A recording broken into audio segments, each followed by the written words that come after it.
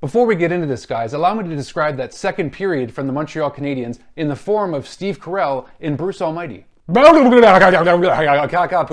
And my tiny little nipples went to France.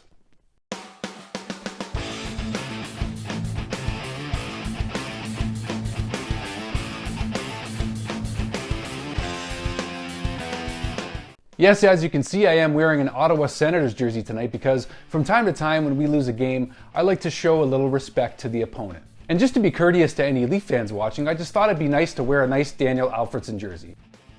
If you're still upset about that one, it's been long enough, guys. It's time to move on. On the plus side, the Canadiens did look great in their reverse retros tonight, debuting those jerseys for the first time. If only the team wearing them looked as good. All joking and negativity aside, I mean, things still could have been worse for this team. I mean, yeah, they lost the game to the last team in the division and even in the NHL. But these games are going to happen. It was probably a good thing. Sometimes you got to be knocked off your horse. And that's just what I was thinking tonight is that, you know, if you're going to be at the top of the division this early in the season, something is bound to go wrong at some point. I mentioned this a couple videos ago, that things were going too well for the Canadiens against the Canucks. And then sure enough, this happens. A quick rebound win against the Sens on Saturday in Ottawa will quickly erase the memory of this game, at least for me. Gotta give props to rookie sensation Tim Stutzle on this one though, guys. I mean, he deserves the credit. He played a fantastic game, scored a great goal, got 2 assists, was the star of this game. If you want to get to know Stutzle a little bit better, you can go on Sportsnet's YouTube channel and watch his interview with my friend Kyle Bukauskas from Sportsnet. He's just got this joyous, infectious, joyous spirit about him, does Stutzle. And, you know, just the way he's talking about growing up around, I say growing up because he's obviously young and has a lot of older teammates, but they just love being around him. He loves being around them. And he's just fitting well right into this lineup right out of the gate this season. Part of the reason I'm a little more positive spirited even after a loss is, you know, even listening to Carey Price's post-game conference tonight, Carey wasn't upset. He wasn't rattled like typical Carey. He doesn't show a lot of emotion in post-game conferences anyway, unless he really felt the team played really, really bad. But you know how Price is, and he gave a lot of credit to Jake Allen, and sure enough, Jake Allen's probably going to play on Saturday in Ottawa, and you know what's going to happen is he's probably going to win that game, and then there's going to be a minor goaltending controversy.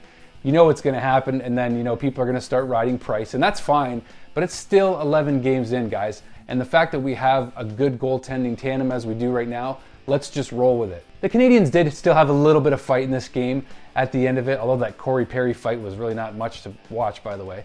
But at the end of the game, Josh Anderson, of course, gets their 7th shorthanded goal this season.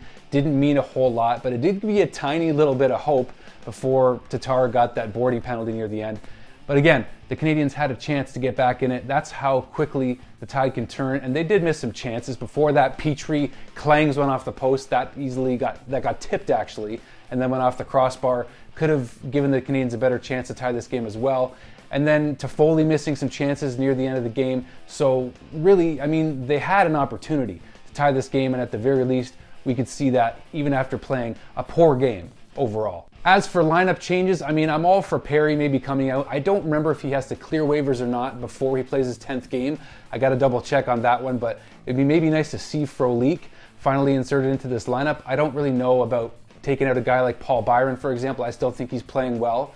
He's still very, very serviceable on that 4th line, and I thought he had an okay game tonight too. So I would keep him in the lineup. Not really sure that Poehling is ready to come in for him yet, but I would like to see Frolik. The Canadiens also went 0 for 4 on the power play again tonight, and that's another issue too, is that when the power play is not clicking, when you're getting opportunities to get back into this game on the power play and you can't convert, of course, that is going to hurt them. And I think they got to work with Alex Romanov, or Romanov as they're calling him more and more lately, but they got to work with him, I think, on the power play, and the Canadiens probably as a whole are going to work on this power play to try to get a bit of a, you know, configuration that's going to work and help them convert a little bit more, because they started off this season just fine. Again, like I said, it's good to get knocked off your horse a little bit. We had the fortunate chance to play Vancouver when they were in a downslide, won a bunch of games, had a good little series with Calgary, before that dominating Edmonton, and, you know, we've had a good start to this season, but again, like I mentioned in my last episode, you shouldn't get too high on this team, and I'm not saying it's not because they're good, but when you play an Ottawa Senators team like this that has nothing to lose, these games are going to happen. If we do see a repeat performance like this in some capacity on Saturday in Ottawa, then there's reason to be upset and frustrated. And yeah, it was a frustrating game because we're used to seeing them win mostly this season. Anyway, guys, thanks for tuning in to the Drew Deek Show post-game edition. Subscribe to the channel if you're enjoying what you're seeing. We'll see you Saturday for the Ottawa Senators game. It's going to be an early 1 o'clock start. We'll see you guys then.